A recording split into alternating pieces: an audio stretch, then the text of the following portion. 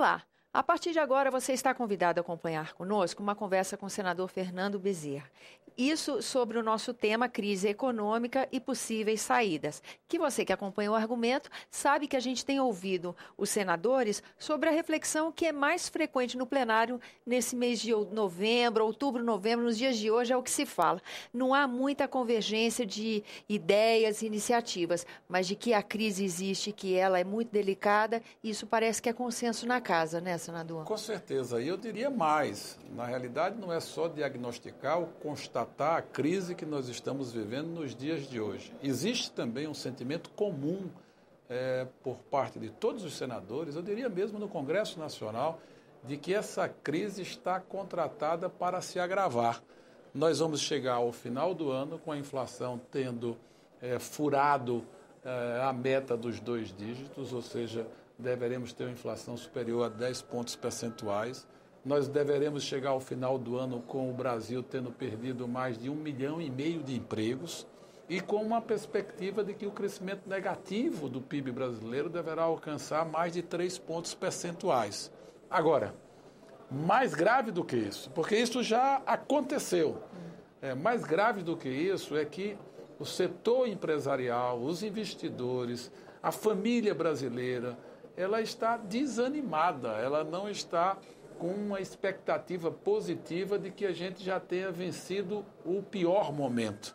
As pessoas querem se animar, as pessoas querem ter expectativas melhores. E, infelizmente, pelas incertezas, pelas indefinições das políticas públicas no que diz respeito à economia, nós não estamos podendo entregar a possibilidade de um encaminhamento mais positivo para os problemas econômicos que o Brasil vem enfrentando.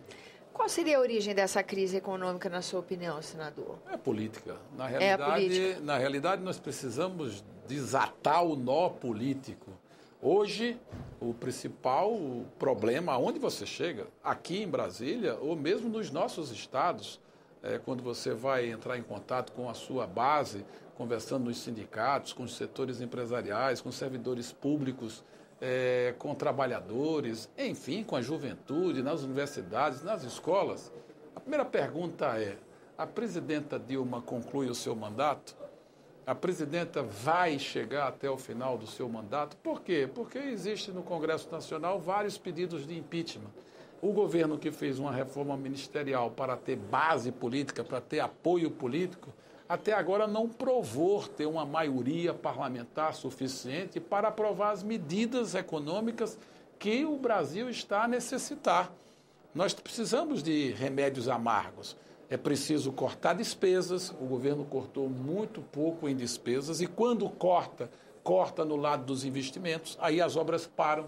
Em cada estado brasileiro tem um exemplo de uma obra pública federal que o seu ritmo foi desacelerado ou a obra se encontra parada, causando demissões.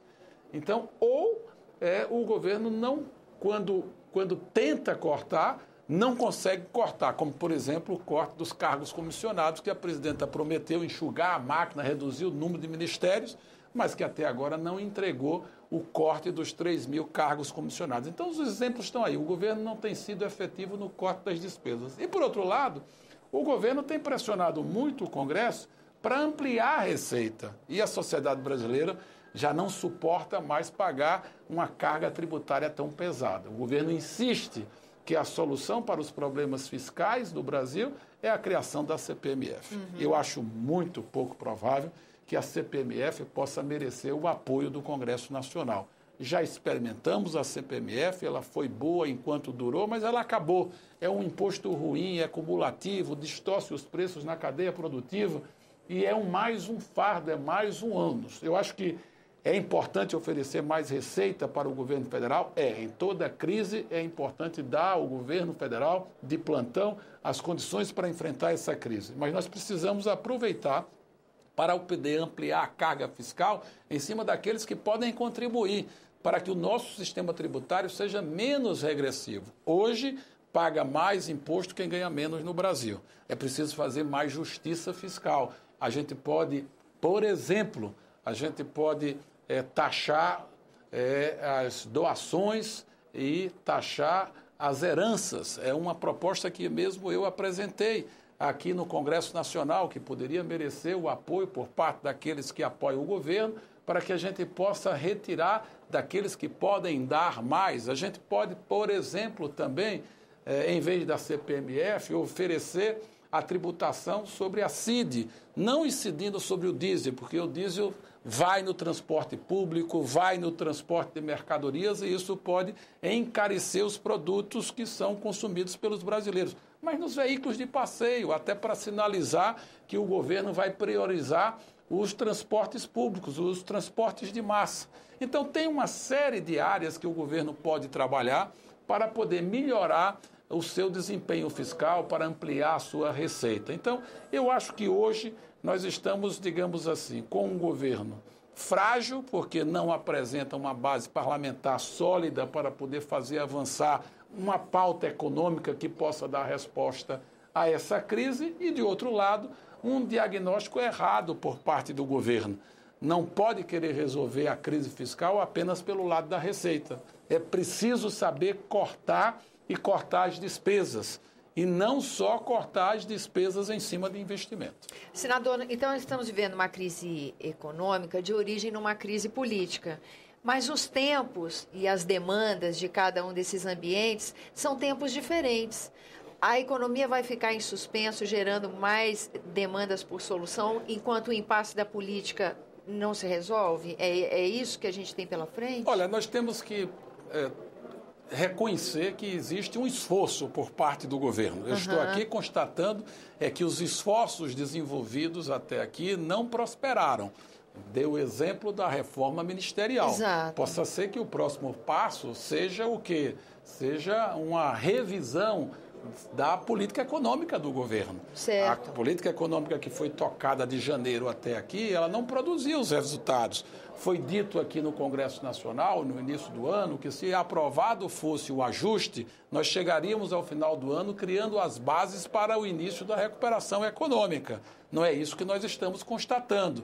Nós aqui aprovamos matérias duras, amargas, que pesaram nas costas dos trabalhadores, daqueles que dependem da Previdência. O Congresso ajudou, o Congresso foi solidário, mas a economia, em vez de apresentar sinais de recuperação, está apresentando sinais de agravamento da crise econômica. Então, algo foi feito de errado, algo foi diagnosticado de forma equivocada. É preciso, então, saber se o governo se convenceu disso e o governo ter velocidade nas suas tomadas de decisão, porque senão vai ficar um hiato muito grande entre o que o governo fala, entre as matérias que estão aqui para serem apreciadas pelo Congresso Nacional e o sentimento das ruas. Quando esse Congresso for para o recesso, os parlamentares, deputados e senadores vão se aproximar do sentimento da rua.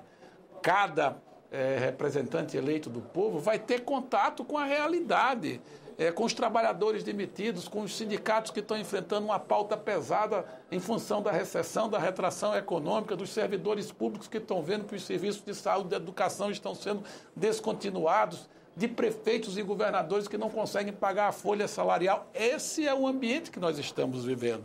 Então, eu não tenho dúvida nenhuma que em fevereiro, março, o sentimento do Congresso Nacional vai ser de se aproximar da vontade das ruas. E é por isso que eu acho que o governo tem que se convencer que ele precisa aproveitar esses últimos dias do atual período legislativo para poder fazer andar a sua agenda, fazer valer a sua força política, se é que o governo tem força política no Congresso Nacional, para poder aprovar medidas que criem expectativas mais positivas em relação ao cenário econômico do próximo ano. Senador, muito obrigada pela sua presença aqui no nosso programa. Você que nos acompanha, agradeço a sua atenção. Lembra você que você está convidado a fazer sugestões e críticas ao trabalho da TV Senado pelo 0800 61 2211, que é uma ligação gratuita. E quando você quiser rever esse ou outro dos nossos programas, endereço eletrônico senado.leg.br/TV. Até a próxima.